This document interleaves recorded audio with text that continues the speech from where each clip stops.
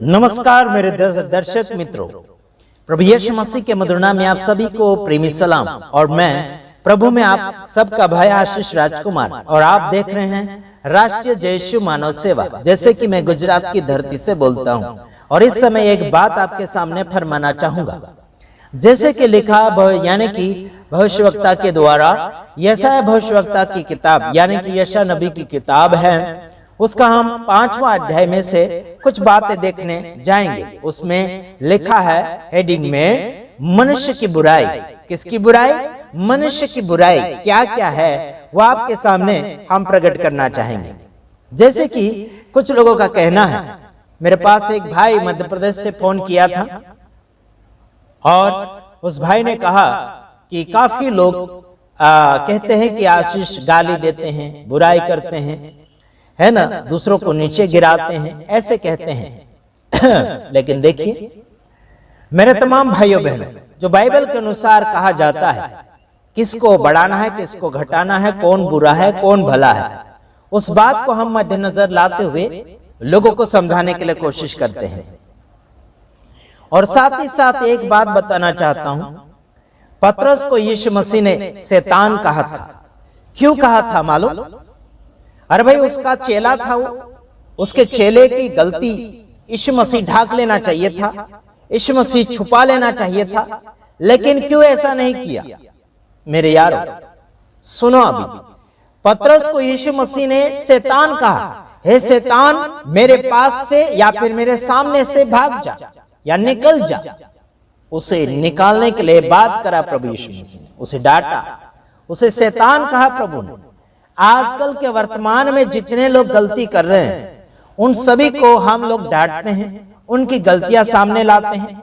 हमारे गुजरात के व्यारा से भी मेरे पास एक समाचार पहुंचा कि पास्टर लोग कहते हैं कि आशीष केवल पास्टरों की गलतियां ढूंढते हैं, पास्टरों की बुराइयां करते रहते हैं। ऐसा करके मुझे सुनने में आया, मेरे पास फोन आया था। तो देखिए, बुरा करोगे तो बुरी बात आपकी प्रकट हो जाएगी, आप भला करेंगे तो भला होगा। काफी लोग मेरे वीडियो से भाग रहे हैं, मेरे चैनल से लोग देखना बंद कर रहे हैं। कोई बात नहीं, धन्यवाद। हमने आपके लिए वचन बोला है, आपके फायदे के लिए। आइए देखते हैं मनुष्य की बुराई क्या है। मनुष्य की बुराई आइए देखते हैं यशायाह उसका 5 अध्याय उसका 8 वचन से आगे की ओर हम आपके सामने फरमाएंगे। आइए देखते हैं और पढ़ते आपके लिए। हाय उन पर जो घर से घर और खेत से खेत, जहां तक यानी कि यहां तक मिलाते जाते हैं कि कुछ स्थान नहीं बचता। क्या कहा गया यहां पर? हाय उन पर। किसके ऊपर है? जो घर से घर मिलाते हैं, यानी कि घर को भी हड़पना चाहते हैं। थोड़ी थोड़ी बातें मैं आपको बताना चाहता हूं। अगर समझो मेरे घर की दीवार ऐसी है दूसरे के घर के दीवार से, तो क्या करेगा? धकलते धकलते, धक्का मारते मारते मारते, थोड़ा थोड़ा करके पूरा अपना बनाना चाहते हैं लोग। आजकल ऐसा ही होता है, घर से घर, है ना, घर से घर मिला लेते, यानी कि हड़पने के लिए उसकी जगह।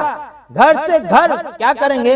हाय उन पर जो घर से घर और खेत से खेत, यहां तक मिलाते जाते हैं कि कुछ स्थान नहीं बचता। देखो, यहां तक मिलाते जाते कि कुछ भी जगह नहीं छोड़ते हैं। थोड़ा सा रास्ता तो छोड़ना चाहिए ना आने जाने के लिए। खेत में भी रास्ता नहीं छोड़ते और घर के आजू बाजू में भी रास्ता नहीं छोड़ते, जगह नहीं छोड़ते। कट मिलाते चले जाते कि कुछ भी जगह नहीं छोड़ते लोग। यहां लिखा मनुष्य की बुराई, है ना। हाय उन पर, हाय का मतलब है श्राप। कोई उसके ऊपर आशीर्वाद नहीं, कोई उसके ऊपर आशीष की बातें नहीं, कोई उसके ऊपर कल्याण नहीं। सीधा कहा गया कि हाय उस पर, हाय उन पर जो घर से घर और खेत से खेत, यहां तक मिलाते जाते कि कुछ स्थान नहीं बचता, ताकि तुम देश में अकेले रह जाओ। देखो अकेले रहना चाहते हैं, बस अकेला रह जाइए। घर भी धकल धकल कर उसके जगह रोक रहे, कोई आने जाने का रास्ता नहीं छोड़ रहे।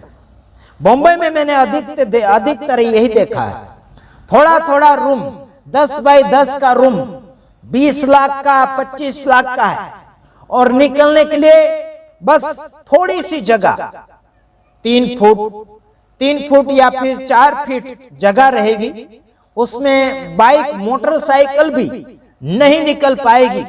इतनी पतली गली यारो, देखो कटे कट जगह रोक कर रखी है ना। यहां लिखा कि खेत भी ऐसे ही करते लोग, खेत के बीच में से भी रास्ता नहीं देते हैं, खेत के बीच में से भी रास्ता नहीं छोड़ते हैं, थोड़ा जमीन भी नहीं छोड़ते यारो। ऐसे लोग हो चुके हैं, उनके ऊपर हाय कहा गया है। जगह घर के लिए भी नहीं बचाया जा रहा, घर के आसपास भी जगह बच नहीं रही, और खेती के आसपास भी जगह नहीं बेच रही। अरे खेत को धकलते धकलते धकलते ले जाएंगे, हर साल थोड़ा थोड़ा हल जोतेंगे, और जो बाउंड्री रहेगी उसको थोड़ा थोड़ा कटिंग करते करते ऐसे ऐसे चले जाएंगे, है ना। खेत से खेत खोद डालेंगे, है ना, निशानी रखी रहेगी उसको भी धकल देंगे। ऐसा हो रहा आजकल, हो रहा कि नहीं हो रहा? क्या मैं सही बोल रहा हूं? क्या झूठ तो नहीं बोल रहा हूं? सच बोलना इंसान के लिए खराब लगता है, लेकिन वही इंसान सच को ग्रहण कर पाएगा। आज लोग चर्च के अंदर से भी लोग खिंचातानी कर रहे, है ना, धकलते चले जाएंगे, उस पास्टर को भी धकलते चले जाएंगे, उसको हटाते चले जाएंगे। कोई असिस्टेंट पास्टर होगा या फिर 2-4 पास्टर एक कलीसिया में सेवा करते होंगे, वो भी ऐसे ही करेंगे, धकलते जाएंगे। वो बोलेंगे वो बुरा है, वो बोलेंगे वो बुरा है, वो बोलेंगे वो अच्छा नहीं, दान दशवास की गिनती नहीं देता है, कोई हिसाब नहीं देता है, ऐसे करके उसको भी निकाल देंगे। अरे भाई, दान दशवास की गिनती पाने के लिए तुम चर्च में आते हो क्या? मेंबर लोग, विश्वासी लोग, मैं सब बातें मिलाकर बोलता हूं यार। यहां पर खेत और घर के बारे में इस वचन में लिखा गया, लेकिन बहुत सी ऐसी बातें आ जाती है जहां आज विश्वासी भाइयों बहनों में मेल मिलाप नहीं चल रहा है। हाँ जी, आइए देखते हैं। वहां भी ऐसा ही हो रहा, धकल धकल धकल धकल के काम चल रहा है ना।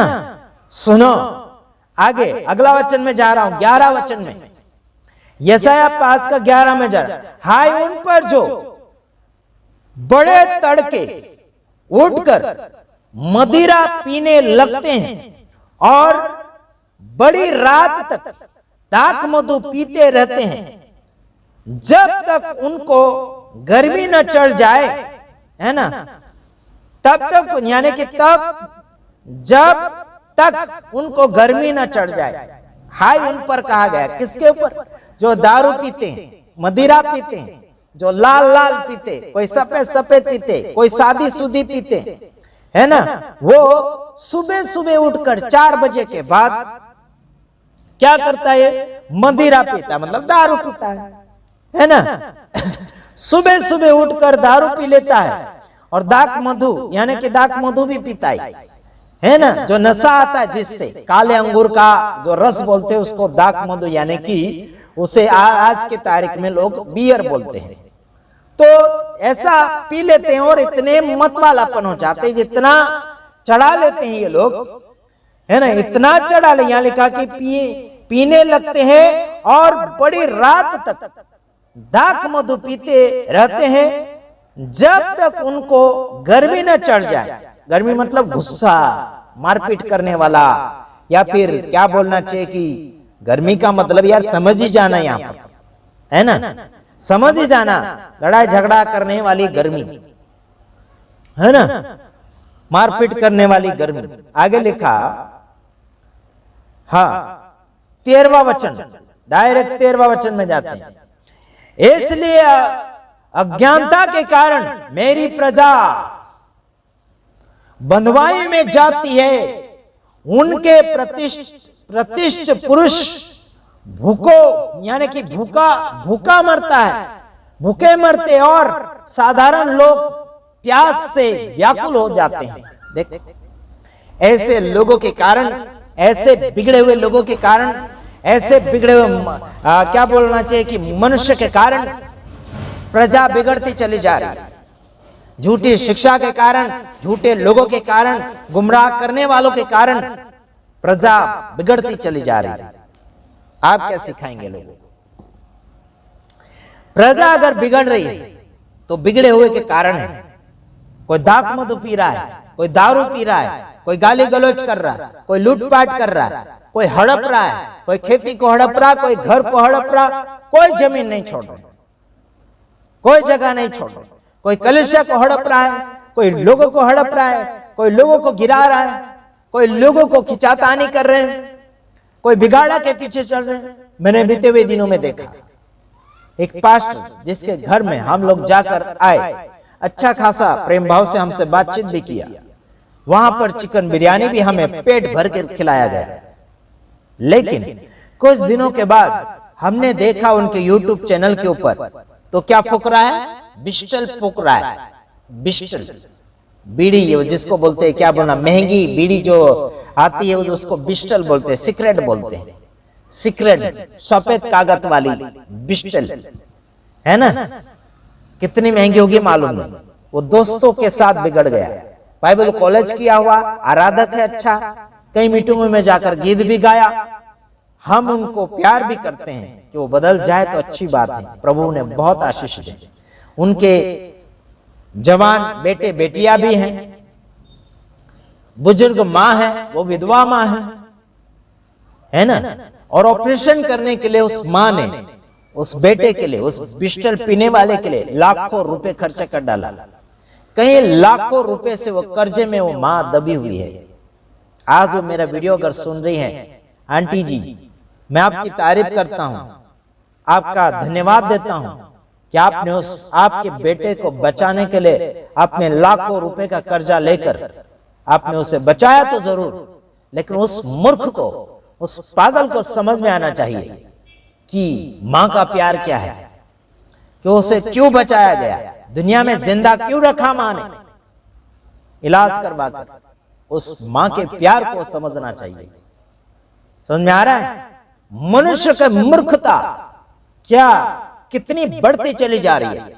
मां का प्यार नहीं समझ रहे, पिता का प्यार नहीं समझ रहे, उनका फर्ज नहीं समझ रहे, बेटे और मां का फर्ज क्या है उसको नहीं समझ रहे। आज मेरा वीडियो अगर वो पास्टर सुन रहा है तो बड़ा ध्यान से सुन लीजिएगा। मूर्ख हो तुम, मूर्ख, मां का प्यार नहीं समझ पा रहे, तुम पागल हो कि बीड़ी और सिगरेट पी रहे हो, आवारा लोगों के साथ अपनी जिंदगी को बिगाड़ रहे हैं। लाखों रुपए मां ने कर्जे के साथ उठाए और वो कर्जा कौन भुगतेगा, कर्जा कौन देगा? मैं तो कहता हूं कि मूर्ख है पास्टर, बीड़ी बिस्टल दारू पीना बंद कर दे, है ना। चर्च जा, अच्छे पास्टर के साथ मित्रता कर, वहां जाके कबूल कर, प्रभु से माफी मांग और अपनी जिंदगी को बनाना शुरू कर दे, वरना मौत ऐसी आएगी भयानक। कुछ ही दिन लोग रोएंगे घर के, बाद में आपके लिए कोई याद ही नहीं रहेगी। इतना याद रखना, मैं आशीष राजकुमार सबके लिए भाई हूं, सबका भला चाहता हूं, सबका सुधारा चाहता हूं, सबको आगे ले जाना चाहता हूं। समझ रहे यार? शैतान की आदत बंद कर दो, वरना तुम्हारी खैर नहीं, मौत ऐसी आ जाएगी कोई बचा नहीं पाएगा आपको। ध्यान रखना, मैं आपको नरक में नहीं धकेल रहा हूं, नरक में नहीं आपको धक्का मार रहा हूं, नरक से बचाने के लिए आपसे बातचीत कर रहा हूं यार। जितने भी लोग, कुछ लोग चर्च में आते बीड़ी सिगरेट पीते हैं, दारू पीते हैं, है ना, अलग अलग प्रकार का नशा करते हैं, समझ लेना तुम धोखा कर रहे हो अपने आप के साथ और परमेश्वर के साथ तुम खिलवाड़ कर रहे हो। याद रखना, मौत ऐसी आएगी कोई तुम्हें बचा नहीं पाएगा। समझ रहे यार? पास्टर लोगों को तगड़ा होना चाहिए। पास्टर लोग कमजोर है, कमजोरी दर्शा रहे हैं, है ना। विश्वासी को तगड़ा सिखाओ, वरना तुम्हारा न्याय जब होगा तब क्या हिसाब दोगे? कलीसिया को तुम संभालने के लिए कोशिश कर रहे हो ना। कलीसिया के अंदर कुछ लोग बीड़ी सिगरेट पी रहे, कोई लड़कीबाजी कर रहा, कोई इधर उधर लवरीम फवरीम फोन मार रहा है ना, कोई विमल गुटखा खा रहा है। देखो ध्यान से, तुम्हारी भेड़े क्या कर रही है। फिर बोलते हैं कि उनको अगर हम डांटे तो भाग जाएंगे। भाग जाए, भले भाग जाए, कलीसिया साफ हो जाए, कलीसिया खाली हो जाए, कोई मतलब नहीं। हम ऐसे नरक में जाने वाले लोगों को क्या सिखा सकोगे? सुअर और क्या बोलना चाहिए, एक कुत्तों की आदत वाले जीने वाले लोगों को क्या सिखाओगे तुम लोग? क्यों टाइम पास अपना कर रहे हैं? क्यों अपना समय बर्बाद कर रहे हैं? वहां 1-1, 2-2 घंटा, 3-3 घंटा, है ना? 9 बजे से लेकर बैठे 12 बजे तक आपने वहां पर जो भी कार्यक्रम किया, जो भी समाचार आपने बांटा, लेकिन 3 घंटा आपने वहां पर बिताया। क्या क्या हासिल कर रहे हैं वहां पर 3 घंटा बैठकर? कलीसिया में मजबूत लोग नहीं हो रहे, दारू पी रहे, लड़ाई कर रहे, झगड़ा कर रहे, पाप कर रहे, एक दूसरे की बुराइयां कर रहे, एक दूसरे को नीचा गिरा रहे हैं और एक दूसरे की ईर्ष्या कर रहे हैं, नफरत फैला रहे हैं अपनी जिंदगी से। क्या फायदा 3 घंटे निभाने से? सुनो, समझो, आगे बढ़ो। प्रभु आप सबको आशीष करें। आमीन।